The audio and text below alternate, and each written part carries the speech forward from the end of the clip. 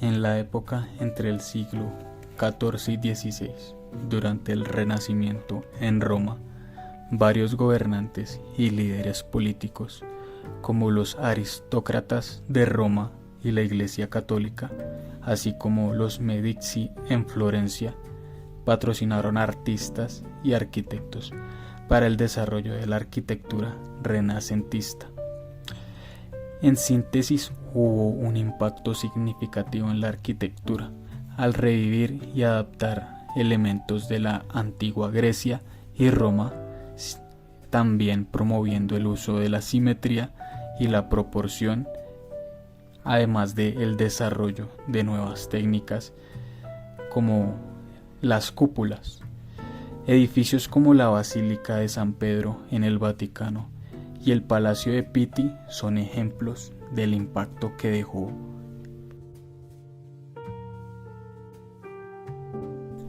El periodo del barroco en el siglo XVII, el cual coincidió con el gobierno absolutista monárquico en Europa.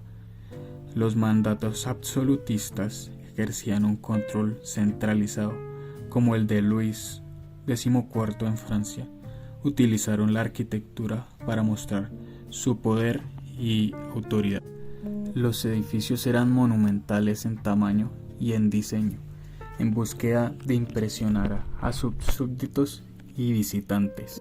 Un ejemplo muy claro de ello es la iglesia San Carlos Borromeo de Viena, la cual reflejaba las características de grandiosidad y monumentalidad.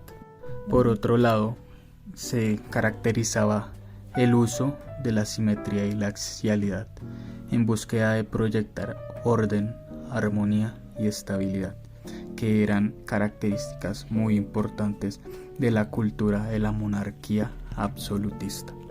El Palacio de Versalles es uno de los ejemplos más famosos de la arquitectura barroca, diseñada para reflejar el poder real. El neoclasicismo y su legado en la arquitectura. El neoclasicismo, como estilo arquitectónico, se consolidó durante el siglo XIX y se mantuvo en la vanguardia durante décadas. Su influencia perdura hasta nuestros días. Una de las características más notables del neoclasicismo es su énfasis en la proporción y la simetría. Los edificios neoclásicos tienden a tener fachadas equilibradas y elegantes, con columnas y frontones inspirados en la arquitectura clásica. Esto se tradujo en una sensación de orden y estabilidad en la arquitectura que a menudo se asociaba con los ideales de la república y la democracia. En resumen, la Revolución Francesa y el neoclasicismo tuvieron un profundo impacto en la arquitectura. La revolución democratizó la arquitectura y dio lugar a la creación de edificios con un propósito más amplio, mientras que el neoclasicismo transformó la estética arquitectónica, introduciendo la simplicidad y la simetría en el diseño de edificios. Estos cambios no solo definieron una era arquitectónica, sino que también dejaron un legado duradero que podemos apreciar en la arquitectura contemporánea. Por parte de la industrialización y la revolución industrial, tuvo un gran impacto en la arquitectura, ya que en el siglo XIX llegó con avances importantes en la tecnología y la urbanización, con la construcción de edificios mucho más altos, estaciones de trenes, fábricas, maquinarias industriales para las mismas y muchísimas más. Esto se dio en Inglaterra entre los años 1780 y 1840, donde se adoptó el sistema parlamentario del liberalismo de John Locke, el cual era basado en la división de poderes, la economía de mercado y la libertad individual. Esto lo que hacía era que le daba una seguridad y estabilidad jurídica a todos los empresarios privados, mejorando notoriamente la infraestructura de las grandes ciudades, como por ejemplo el mejoramiento del alcantarillado, obteniendo así una mejoría bastante y muy importante en la salubridad, reduciendo las epidemias de la época.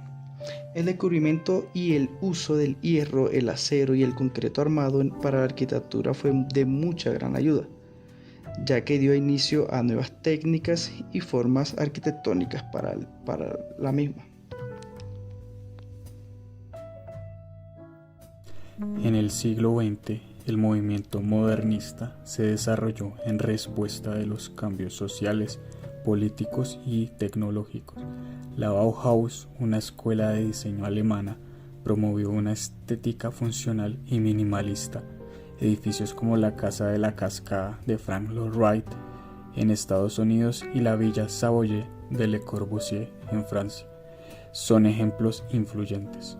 Implantaron como premisa la funcionalidad, la simplicidad, uso de nuevos materiales, espacio y luz como elementos de diseño, rompimiento de la tradición, integración de artes, experimentación de formas y espacio y un enfoque en la vivienda y urbanización.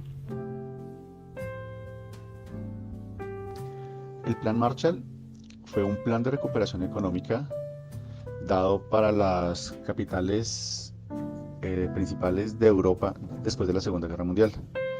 Fue desarrollado por Estados Unidos entre los años de 1948 a 1952.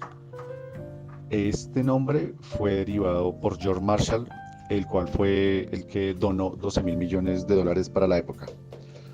Fue repartido entre los criterios de la población y para crecimiento de la capacidad económica.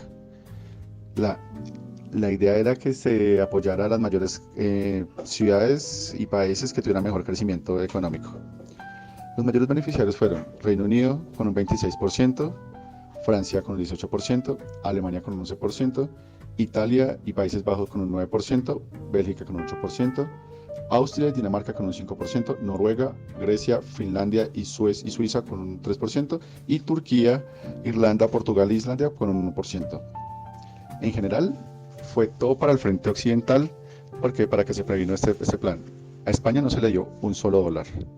En ese momento, Unión Soviética no recibió ni un solo dólar y rechazó toda la ayuda. El impacto de la globalización ha llevado a la difusión de los estilos arquitectónicos y la innovación de nuevos materiales.